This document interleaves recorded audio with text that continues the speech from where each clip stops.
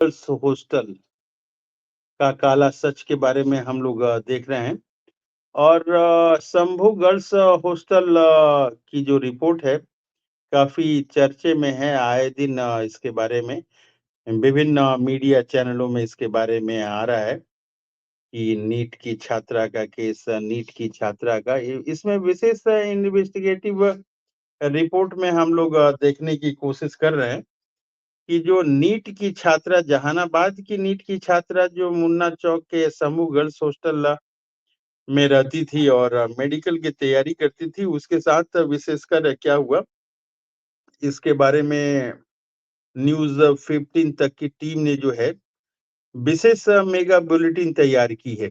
इसकी लोकेशन की बात करें तो ये मुन्ना चौक के पास स्थित है, ये Shambhu girls hostel. Shambhu girls hostel जो है मुन्ना चौक के पास स्थित है और ये मुन्ना चौक जो है चित्रगुप्त नगर के पास पटना में स्थित है। तो पूरे कार्यक्रम की इन्वेस्टिगेशन की गई है और जो टाइमलाइन यहाँ पे आ रहा है उसके बारे में हम लोग वन बाय वन करके चर्चा करते हैं। देखिए, सबसे पहले जो है हम लोग स्थान के बारे में चर्चा करें तो ये स्थान कहाँ का है, तो ये स्थान की बातचीत कर रहे हैं हम लोग शंभू गर्ल्स हॉस्टल के बारे में। शंभू गर्ल्स हॉस्टल कहाँ पे है? ये मुन्ना चौक में है। मुन्ना चौक कहाँ है? ये चित्रगुप्त नगर पटना का एक जगह है, वहां पे है। मैं और सुविधा के लिए बता दूं कि ये चित्रगुप्त नगर जहाँ पे ये हॉस्टल है, ये शंभू गर्ल्स हॉस्टल है, महज आधा किलोमीटर की दूरी पे राजेंद्र नगर स्टेशन से महज आधा किलोमीटर की दूरी पर ये स्थित है। घटना क्या है? तो जहानाबाद की करीब 18 वर्षीय नीट की छात्रा हॉस्टल के कमरे में अचेत अवस्था में मिली और इसकी मृत्यु जो है करीब 6 जनवरी को ये अचेत अवस्था में मिली। 5 जनवरी को ये बताया जा रहा है कि अपने घर जहानाबाद से ये आई हुई थी पटना में और इसकी मृत्यु जो है 11 जनवरी 2026 को अस्पताल के आईसीयू में इलाज के दौरान हुई। अब सत्यता की जांच करने के क्रम में यह पाया गया कि ये जो है ये कोई बीमारी का मामला नहीं है, किसी ड्रग का मामला नहीं है, ये कोई जो है पेपर लीक का मामला नहीं है, ये जो है कोई सुसाइड का मामला नहीं है। यह मामला पूरी तरह से यौन हमले, शोषण और प्रशासनिक लापरवाही पर यह मामला केंद्रित दिखता है। शुरू में पुलिस के द्वारा जो है तरह-तरह की थ्योरी दी गई, लेकिन जब बाद में एफएसएल के रिपोर्ट आई और पुलिसिया कार्रवाई हुई, तो उसमें बहुत बड़ा खुलासा हुआ। बड़ा खुलासे में हम कहें तो एफएसएल ने छात्रा के कपड़ों पर स्पर्म के मिलने की पुष्टि की और यह वैज्ञानिक साक्ष्य यह साबित करता है कि छात्रा के साथ शारीरिक ज्यादती हुई थी। उसके साथ जो है छेड़खानी हुई थी, उसके साथ जोर जबरदस्ती करने की कोशिश की गई थी। अब ऐसा है कि कोई भी अगर मेडिकल की केस आती है जिसमें इंजरी वगैरह का मामला दिखता है, तो ये हॉस्पिटल की ड्यूटी होती है कि तुरंत जो है इसके ऊपर पुलिस को सूचित किया जाए और पुलिस का काम होता है कि मामले को जो है इन्वेस्टिगेशन किया जाए। लेकिन यहाँ लापरवाही का जो मामला है, एकदम ही उलट केस हुआ। 3-4 दिनों तक पुलिस ने कोई खोज खबर नहीं ली और लापरवाही का जो दंड है, वो कदम कुआं के एसएचओ हेमंत झा और चित्रगुप्त नगर के एसएचओ को मिला, जो कि उनके निलंबन के रूप में दिया गया उनको। और इन लोगों के ऊपर आरोप है कि इन लोगों ने मामले को बीमारी का रूप देकर रसूखदार जो लोग हैं उनको बचाने की इन लोगों ने कोशिश की। तो लोगों दोषियों को बचाने की कोशिश में फिलहाल हेमंत झा और जो है चित्रगुप्त नगर के एसएचओ जो है इनको अभी निलंबन झेलना पड़ रहा है। तो हमारी टीम ने जो रिपोर्ट तैयार की है उसमें सेक्स रैकेट का एक एंगल दिखाई देता है। इस एंगल में ये है कि देखिए ये एक हैं आपके प्रशांत किशोर जी। उन्होंने हो हल्ला करके कुछ कदम उठाया तो उसके बाद जो है एसआईटी की टीम जो है गठित की गई और एसआईटी की जांच जो है मुन्ना चौक स्थित हॉस्टल के इर्द-गिर्द सिमट के रह गई।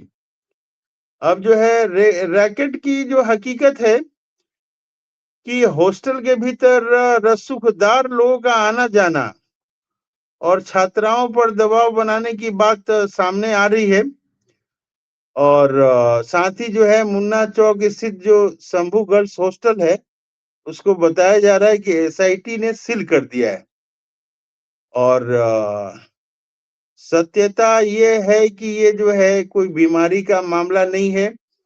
ये एक सुनियोजित यौन अपराध के सिंडिकेट से जुड़ा होने का ये मामला नजर आ रहा है, जो छात्राओं की सुरक्षा में सेंध लगाकर उसका यौन शोषण करता रहा था। अब जो है प्रशासन को कड़े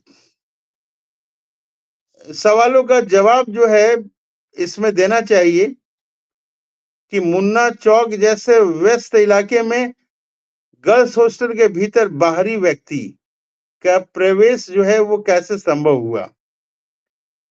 दूसरा पॉइंट ये प्रशासन को देना चाहिए कि हेमंत झा जो है एसएचओ साहब हैं ने आईसीयू की रिपोर्ट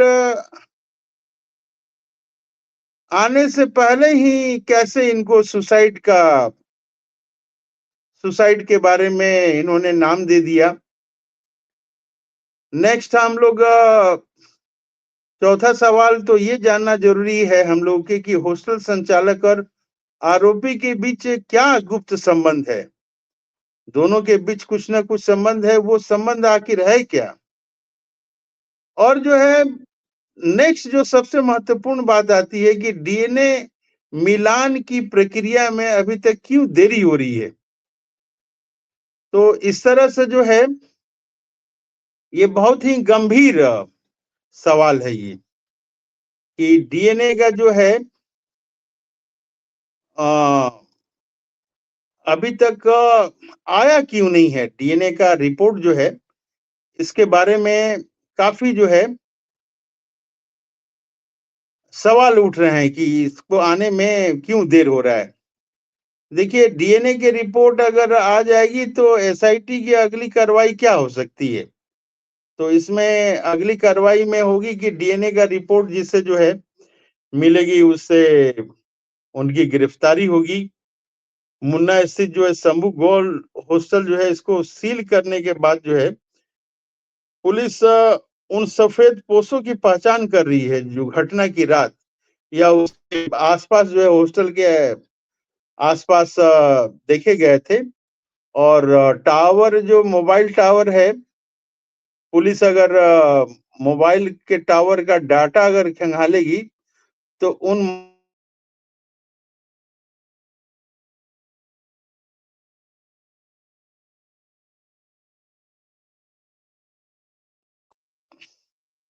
हॉस्टल जो है अगर जांच में अगर देखा जाए कि मुन्ना चौक के इस हॉस्टल में बिना आईडी के बाहरी लोगों का आना जाना किस तरह से था।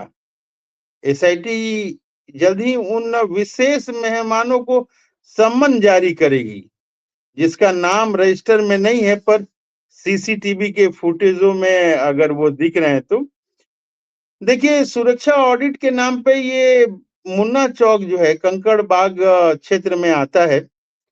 इस घटना के बाद जो है प्रशासन ने आकर बहुत सारे गाइडलाइन जारी किए हैं जो आसपास के हॉस्टल हैं कि जो भी हॉस्टल हैं सभी के लिए अनिवार्य पंजीकरण है। मुन्ना चौक और उसके आसपास के सभी गर्ल्स हॉस्टल को अब सीधे कहा गया है कि एसएसपी कार्यालय से सुरक्षा प्रमाण पत्र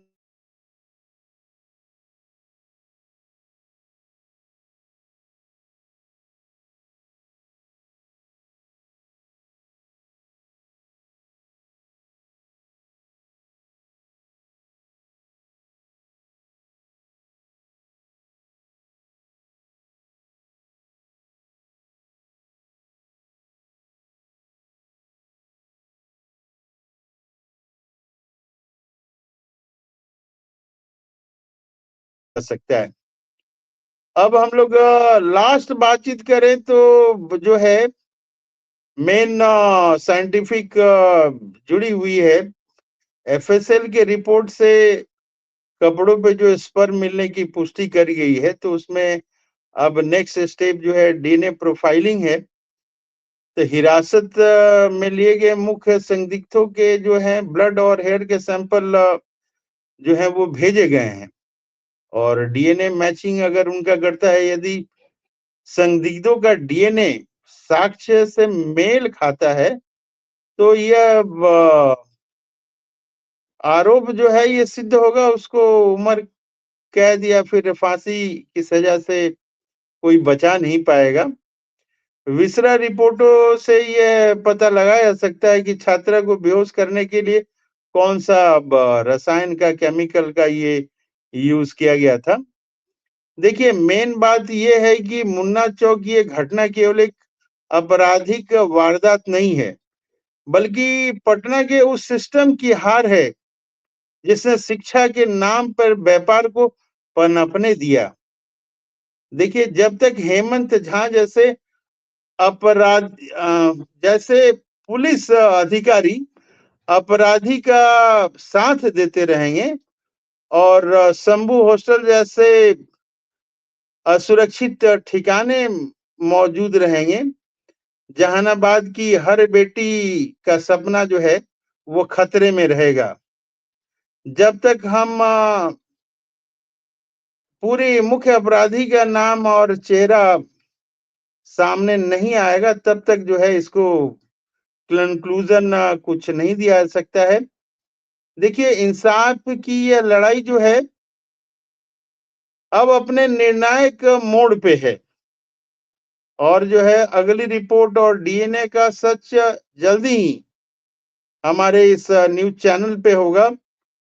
देखिए मुन्ना चौक से लेकर जहानाबाद तक हर आंख न्याय का इंतजार कर रही है। गर्व से हम कह सकते हैं हम बिहारी हैं और हम अपनी व्यवस्था को सुधारना जानते हैं। अब जो है इसी न्याय के साथ कि जल्दी ही शंभू हॉस्टल में जो भी दरिंदगी हुई, उस बेटी के साथ जो भी अन्याय हुआ, उसको जल्दी ही न्याय मिलने की उम्मीद हम कर सकते हैं। जय हिंद, जय भारत।